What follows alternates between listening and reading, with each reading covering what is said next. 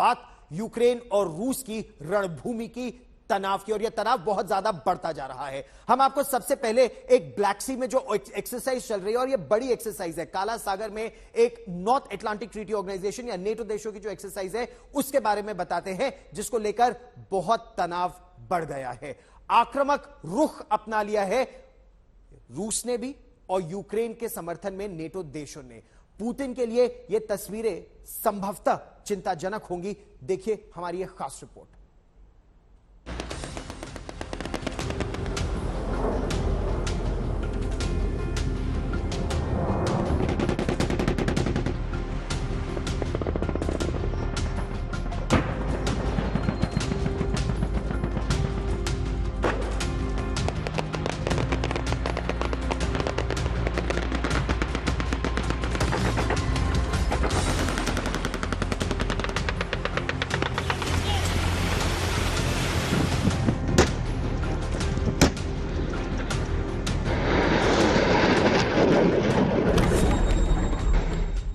काला सागर में कोहराम, पुतिन से संग्राम, नाटो का घमासान, जल थल नभ से धूम धड़ाम, बम गोलों की बरसात से काला सागर दहल उठा है।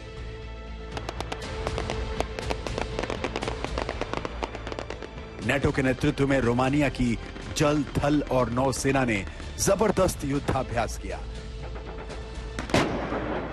समंदर में रोमानिया के जहाज गोले बरसा रहे थे, वहीं मोटर बोट्स पर सवार सैनिकों के हथियार गोलियों की बौछार कर रहे थे।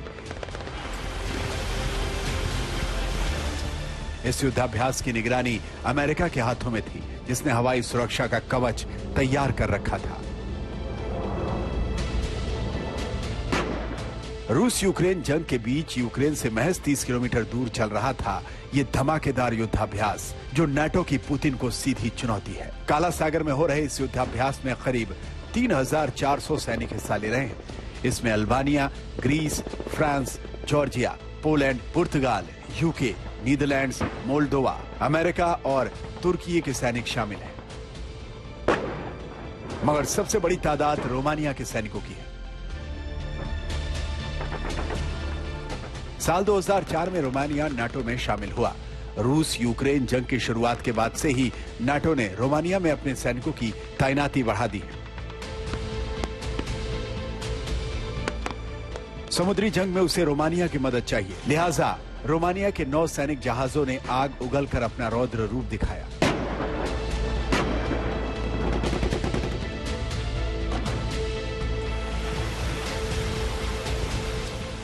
वहीं मोटरबोट पर सवार सैनिकों ने बिजली की तरह दुश्मन पर टूट पड़ने की कार्रवाई की।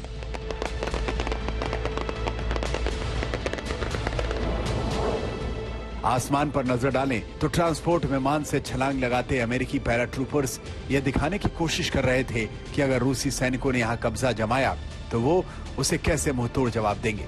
ये युद्धाभ्यास 4 अप्रैल तक चलेगा। माना जा रहा है कि इस दौरान यूक्रेन रूस पर बड़ा पलटवार कर सकता है। ऐसे में रूस के जवाबी हमलों से निपटने की तैयारी नाटो लगातार कर रहा है।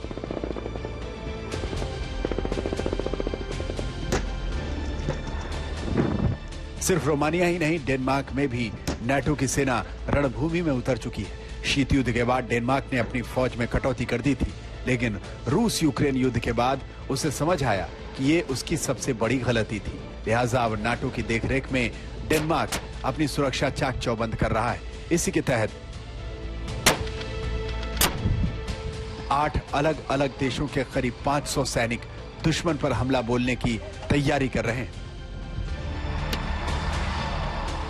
इस युद्धाभ्यास में high mobility artillery rocket system यानी हिमार्स आग उगल रहे हैं। अमेरिका ने यूक्रेन को 20 हिमार्स दिए हैं, जिन्होंने रूस को सबसे ज्यादा नुकसान पहुंचाया है। इसके अलावा AHS स्क्रैब हवित्जर तोप और M777 हवित्जर और कार्डम 10 मोर्टार दुश्मन के छद्म ठिकानों को तबाह कर रहे हैं। डेनमार्क ने अपना रक्षा खर्च कम कर दिया था, लेकिन पुतिन के रौद्र रूप आने के बाद नाटो ने उस पर दबाव बनाया और अब उसने अपने रक्षा खर्च को बढ़ाकर GDP का 2% कर दिया है। लेकिन मौजूदा वक्त में उसकी सेना कमजोर है और इसीलिए उसे नाटो की मदद लेनी पड़ रही है। आज तक ब्यूरो।